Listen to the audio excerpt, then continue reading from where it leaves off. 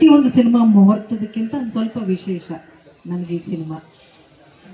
ನನ್ನ 175ನೇ ಸಿನಿಮಾ ಅನ್ನೋ ಕಾರಣಕ್ಕೆ ನನಗೆ ಹೇಗೆ ಶುರು ಮಾಡಬೇಕು ಅಂತ ಗೊತ್ತಾಗ್ತಾ ಇಲ್ಲ. ಮೊದಲಿಗೆ ನನ್ನನ್ನು ಈ ಚಿತ್ರರಂಗಕ್ಕೆ ಕರ್ಕೊಂಡು ಬಂದಂಥ ಡಾಕ್ಟರ್ ರಾಜ್ಕುಮಾರ್ ಅಪ್ಪಾಜಿ ಅವರಿಗೆ ಮೊದಲು ನಾನು ಥ್ಯಾಂಕ್ಸನ್ನು ಹೇಳ್ತೀನಿ. ಅದಾದಮೇಲೆ ನನ್ನನ್ನು ನಾಯಕಿಯಾಗಿ ಪರಿಚಯ ಮಾಡಿದ್ದು ಶ್ರೀನಿವಾಸ್ ಮೂರ್ತಿ ಅಂಕಲ್, ನಂಬಿದರೆ ನಂಬಿ ಬಿಟ್ಟರೆ ಬಿಡಿ ಸಿನಿಮಾದಲ್ಲಿ. ಅದಾದಮೇಲೆ ನನಗೊಂದು ಹೆಸರನ್ನು ಕೊಟ್ಟು ಇಷ್ಟು ವರ್ಷಗಳ ಕಾಲ ನಾನು ಇಂಡಸ್ಟ್ರಿಯಲ್ಲಿ ಉಳಿತಾ ಇದ್ದೀನಿ ಅಂದರೆ ಅದು ಒಂದೇ ಒಂದು ಕಾರಣ, ಅದು ದ್ವಾರಕೀಶ್ ಅಣ್ಣ ಮಾಡಿದಂಥ ಶ್ರುತಿ ಸಿನಿಮಾ. ಅವ್ರನ್ನೂ ಕೂಡ ನಾನು ಜ್ಞಾಪಿಸ್ಕೊಳ್ತಾ, ಇನ್ನು ನನ್ನ ತಂದೆ ತಾಯಿ ನನಗೆ ಈ ಚಿತ್ರರಂಗಕ್ಕೆ ಕರ್ಕೊಂಡು ಬರೋದಕ್ಕೆ ಅವ್ರು ಪಟ್ಟಂಥ ಶ್ರಮ ತ್ಯಾಗ ಎಲ್ಲ ನನಗೆ ಗೊತ್ತಿದೆ. ಅವರು ಈ ಒಂದು ಮುಹೂರ್ತದಲ್ಲಿ ಇದ್ದಿದ್ದು ನನಗೆ ತುಂಬಾ ಖುಷಿ ಇದೆ ಅಮ್ಮ.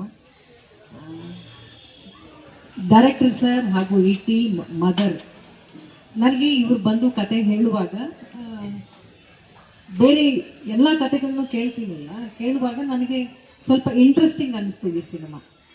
ನನಗೆ ಸಿನಿಮಾ ಕತೆ ಕಾಂಟೆಂಟ್ಗಿಂತ ಅವ್ರಿಗಿರುವಂಥ ಶ್ರದ್ಧೆ, ಸಿನಿಮಾದಲ್ಲಿ ಏನಾದರೂ ಒಂದು ಹೊಸತನ ಮಾಡಬೇಕು ಅನ್ನುವಂಥ ಒಂದು ತುಡಿತ ನನಗೆ ಇಷ್ಟ ಆಯಿತು. ಡೈರೆಕ್ಟರ್ ಸರ್ ಅವಾಗಲೇ ಹೇಳುವಾಗ ಹೇಳ್ತಾಯಿದ್ರು, 175ನೇ ಸಿನಿಮಾ ನನಗೆ ಕೊಟ್ಟಿದ್ದೀರಾ, ಆ ಹೆಸರಿಗೇನು ಚ್ಯುತಿ ಬಾರದೆ ಇರೋ ಹಾಗೆ ನೋಡ್ಕೊಳ್ತೀನಿ ಮೇಡಮ್, ನಂಬಿಕೆ ಇಡಿ ಅಂತ. ಸರ್, ನೀವು ನನ್ನ 150ನೇ ಸಿನಿಮಾಗಂತಲ್ಲ ಸರ್, 1 ರೂಪಾಯಿನೋ 100 ರೂಪಾಯಿನೋ ದುಡ್ಡು ಹಾಕಿರ್ತಾರಲ್ಲ ನಿರ್ಮಾಪಕರು, ಅವ್ರ ಗೌರವ ಉಳಿಸೋಂಥ ಸಿನಿಮಾ ಮಾಡಿ ಸರ್. ಅಷ್ಟೇ, ನಮಗೆ ಅನ್ನ ಹಾಕೋರು ಅನ್ನ ಎಲ್ಲೋ ಸಿಗ್ತಾನೆ ಇರುತ್ತೆ ಇಂಡಸ್ಟ್ರಿಯಲ್ಲಿ. ಬಂದು 35 ವರ್ಷ ಆಯಿತು, ಇನ್ನೂ ಕೆಲಸ ಮಾಡ್ತಾನೆ ಇದ್ದೀನಿ ಅಂದರೆ ಯಾರೋ ನಿರ್ಮಾಪಕರು ನಮಗೆ ಊಟ ಹಾಕ್ತಾರೆ. ಆದರೆ ಆ ಒಬ್ಬ ನಿರ್ಮಾಪಕರು ಈ ಒಂದು ಸಿನಿಮಾಯಿಂದ ಮನೆಗೆ ವಾಪಸ್ ಹೋಗ್ಬಿಡಬಾರ್ದು. ಅವರು ಇನ್ನೂ ಒಂದು 10-20 ಸಿನಿಮಾಗಳು ಮಾಡಬೇಕು. ಆ ಥರದ್ದು ಒಂದು ಸಿನಿಮಾ ಮಾಡಿ, ಆ ಜವಾಬ್ದಾರಿ ನಿಮ್ಮ ಹೆಗಲ ಮೇಲಿದೆ. ನಮ್ಮ ಎಲ್ಲರ ಆ್ಯಕ್ಟಿಂಗ್ ಈ ಸಿನಿಮಾದಲ್ಲಿ ಏನೋ ನಾನು ಸೂಪರಾಗಿ ಆ್ಯಕ್ಟ್ ಮಾಡ್ತಾ ಇದ್ದೀನಿ, ಏನೋ ಹೊಸದಾಗಿ ಕಾಣ್ತಾ ಇದ್ದೀನಿ ಅಂತಂದರೆ ಅದು ನನ್ನ ಪ್ರಯತ್ನ ಅಲ್ಲ, ಅದು ಅವರ ಕಲ್ಪನೆ.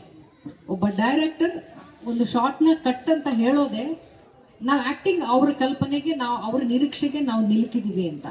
ಅವ್ರು ಕಟ್ ಹೇಳಲಿಲ್ಲ, ಒನ್ ಮೋರ್ ಅಂದರೆ ಅವ್ರು ಕೇಳೋಷ್ಟು ನಾವು ಆ್ಯಕ್ಟ್ ಮಾಡಬೇಕಾಗಿರೋದು ನಮ್ಮ ಜವಾಬ್ದಾರಿ. ಹಾಗಾಗಿ ನಾನೊಬ್ಬ ಒಳ್ಳೆಯ ಕಲಾವಿದೆ ಅಥವಾ ಒಳ್ಳೆ ಆ್ಯಕ್ಟಿಂಗ್ ಮಾಡಿದ್ದೀನಿ ಅಂದರೆ ಅದನ್ನು ನಿರ್ಧಾರ ಮಾಡೋದೇ ಒಬ್ಬ ನಿರ್ದೇಶಕ. ಹಾಗಾಗಿ ನಿಮ್ಮ ಜವಾಬ್ದಾರಿ ಈ ಸಿನಿಮಾದಲ್ಲಿ ತುಂಬಾ ಇದೆ ಸರ್. ನಾನು ಫಾರ್ ದ ಫಸ್ಟ್ ಟೈಮ್ ಇಷ್ಟು ಸಿನಿಮಾಗಳಲ್ಲಿ ನಾನು ಯಾವ ಸಿನಿಮಾಗೂ ಕೂಡ ವರ್ಕ್ಶಾಪ್ ಮಾಡಿ ಅಂತ ನಾನು ಕೇಳಿರಲಿಲ್ಲ, ಅಥವಾ ನನ್ನನ್ನು ಯಾರೂ ಕೇಳ್ಕೊಂಡು ಬಂದಿರಲಿಲ್ಲ. ಫಾರ್ ದ ಫಸ್ಟ್ ಟೈಮ್ ನಾನು ಡೈರೆಕ್ಟರ್ಗೆ ಹೇಳಿದೆ, ಸರ್ ನೀವು ಶೂಟಿಂಗ್ ಹೋಗೋಕ್ಕೆ ಮುಂಚೆ ಈ ಒಂದು ಸಿನಿಮಾಗೆ ವರ್ಕ್ಶಾಪ್ ಮಾಡಲೇಬೇಕು ನೀವು, ಯಾಕಂದರೆ ಸಾಕಷ್ಟು ಹೊಸ ಕಲಾವಿದರಿದ್ದಾರೆ, ಹೊಸ ಪಾತ್ರಗಳು ಕೊಡ್ತಾ ಇದ್ದೀರಾ. ಒಬ್ಬ ನಿರ್ಮಾಪಕನಿಗೆ ನಾವು ಎಷ್ಟು ಸಾಧ್ಯವೋ ಅಷ್ಟು ಹಾರ್ಡ್ ವರ್ಕ್ನ ನಾವು ಶೂಟಿಂಗ್ ಹೋಗೋಕ್ಕೆ ಮುಂಚೆ ಮಾಡೋಣ ಅಂತ ಕೇಳಿದ್ದೀನಿ. ಎಷ್ಟು ಸರಿ ನಾನು ಅವರು ಒಟ್ಟಿಗೆ ಕೂತ್ಕೊಂಡು ಸ್ಕ್ರಿಪ್ಟನ್ನು ಓದಿದ್ದೀವೋ ನಮಗೆ ಗೊತ್ತಿಲ್ಲ. ನಿಮ್ಮೆಲ್ಲರ ಸಹಕಾರ ಇರಲಿ ಅಷ್ಟೇ. ಡೈರೆಕ್ಟ್ರು ಒಂದು ಒಳ್ಳೆ ಸಿನಿಮಾ ಮಾಡಬೇಕು ಅನ್ನುವಂಥ ಒಂದು ತುಡಿತದಲ್ಲಿದ್ದಾರೆ.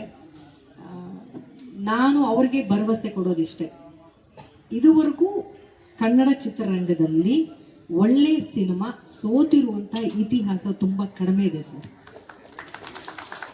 ನೀವು ಒಳ್ಳೆ ಸಿನಿಮಾ ಮಾಡಿದ್ರೆ ಖಂಡಿತವಾಗ್ಲೂ ಜನ ಬರ್ತಾರೆ, ಆಮೇಲೆ ಅದು ತಾನಾಗೇ ಪ್ರಚಾರ ಮಾಡ್ಕೊಂಡು ಬಿಡುತ್ತೆ ಒಂದು ಸಿನಿಮಾ. ನೀವು ಒಂದು ಸಿನಿಮಾನ 2 ಗಂಟೆನೂ ತೋರಿಸ್ಬೇಕಾಗಿಲ್ಲ, ಒಂದು ಟೀಸರಲ್ಲಿ ಗೊತ್ತಾಗುತ್ತೆ ಸರ್ ಒಂದು ಸಿನಿಮಾ ಎಷ್ಟು ಚೆನ್ನಾಗಿದೆ ಚೆನ್ನಾಗಿಲ್ಲ, ಅಥವಾ ಜನ ನಮ್ಮ ಥಿಯೇಟ್ರಿಗೆ ಬರ್ತಾರಾ ಇಲ್ವಾ ಅನ್ನೋದು ಅಲ್ಲೇ ಗೊತ್ತಾಗ್ಬಿಡುತ್ತೆ. So it's hour hard work ಅನ್ನೋದನ್ನ ಮಾತ್ರ ನಾನು ನಂಬ್ಕೊಂಡಿದ್ದೀನಿ. ಅದ್ರ ಮೇಲೆ ಒಳ್ಳೆ ಸಮಯ ಸಿಕ್ಕೋದು, ಒಳ್ಳೆ ಥಿಯೇಟ್ರ್ ಸಿಕ್ಕೋದು, ಆ ಕ್ಯಾರೆಕ್ಟರ್ ತಕ್ಕಂತೆ ಕಲಾವಿದರು ಸಿಗೋದು, ಅದೆಲ್ಲ ಒಂಥರ ಅದೃಷ್ಟ ಥರ. ಅದು ನೀವು ಒಳ್ಳೆ ಕಲಾವಿದರು ತಂಡನ ಆರಿಸ್ಕೊಂಡಿದ್ದೀರಾ, ಒಳ್ಳೆ ನಿರ್ಮಾಪಕರು. ಪಾಪ ಇದುವರೆಗೂ ನಾವು ಒಂದು ಫೋಟೋ ಶೂಟ್ ಮಾಡಿದ್ದೀವಿ, ಅವ್ರನ್ನ ನಾವು ನೋಡಲೇ ಇಲ್ಲ ಅಂದರೆ ಅಷ್ಟು ನಂಬಿಕೆ ಇದೆ ಅವರಿಗೆ ಡೈರೆಕ್ಟರ್ ಮೇಲೆ. ಅದನ್ನು ಇಡೀ ತಂಡ ಉಳಿಸ್ಕೊಳ್ಳುವಂಥ ಜವಾಬ್ದಾರಿ ಇದೆ ಅಂತ ನಾನು ಹೇಳ್ತೀನಿ. ಹಾಗೆ ಹೇಳ್ತಾ ಈ ಒಂದು ಸಿನಿಮಾಗೆ ನಿಮ್ಮೆಲ್ಲರ ಸಪೋರ್ಟ್ ಇರಲಿ. 175ನೇ ಸಿನಿಮಾ ಅಂತ ಎಷ್ಟು ಪ್ರೀತಿಯಿಂದ ಎಲ್ಲರೂ ನನ್ನನ್ನು ಹರಿಸ್ತಾ ಇದ್ದೀರಿ, ಇದಕ್ಕೆ ನಾನು ತುಂಬಾ ಋಣಿಯಾಗಿದ್ದೀನಿ. ಖುಷಿಯಾಗುತ್ತೆ. ಎಲ್ಲರ ಮನೆ ಮಗಳು ಅನ್ನೋದಕ್ಕಿಂತ ಹೆಚ್ಚಾಗಿ ನಾನು ಇಂಡಸ್ಟ್ರಿಯಲ್ಲೇ ಬೆಳೆದಿದ್ದು, ನಾನು ಮನೆಯಲ್ಲಿ ನನ್ನ ಅಣ್ಣ ನನ್ನ ತಂಗಿ ಹೇಗೆ ಬೆಳೆದ್ರು ಅನ್ನೋದನ್ನೇ ನಾನು ನೋಡಲಿಲ್ಲ. ಅಷ್ಟು ನಾನು ಸಿನಿಮಾಗಳಲ್ಲಿ ನಾನು ತೊಡಗಿಸ್ಕೊಂಡಿದ್ದೆ.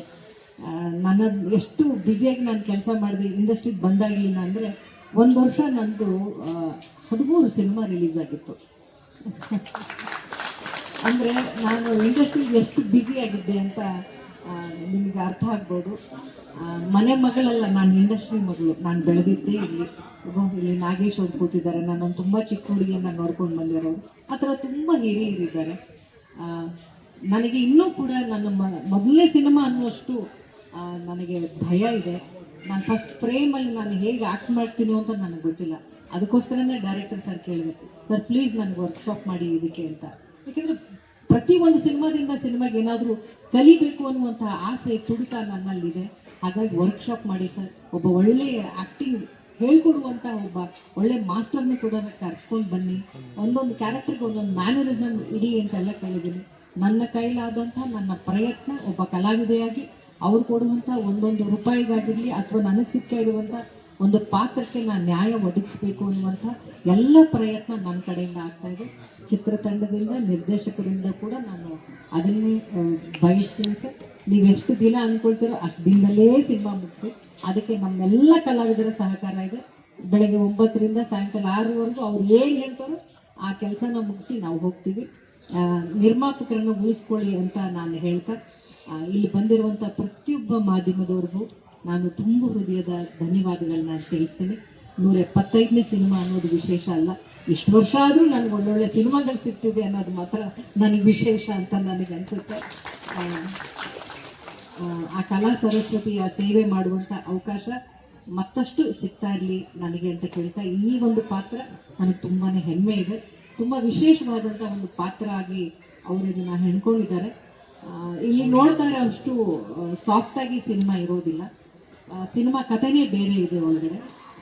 ಪ್ರತಿ ಒಂದು 15 ನಿಮಿಷಕ್ಕೊಂದು ಹೊಸ ಹೊಸ ಟ್ವಿಸ್ಟ್ಗಳನ್ನು ಇವರು ಸಿನಿಮಾದಲ್ಲಿ ಇಟ್ಕೊಂಡಿದ್ದಾರೆ. ಕ್ಲೈಮ್ಯಾಕ್ಸ್ ಹತ್ತಿರ ಬರುವಷ್ಟರಲ್ಲಿ ಸಿನಿಮಾ ಆಗಲೇ ಒಂದು ಸಾಕಷ್ಟು ತಿರುವುಗಳನ್ನು ತಗೊಂಡಿರುತ್ತೆ.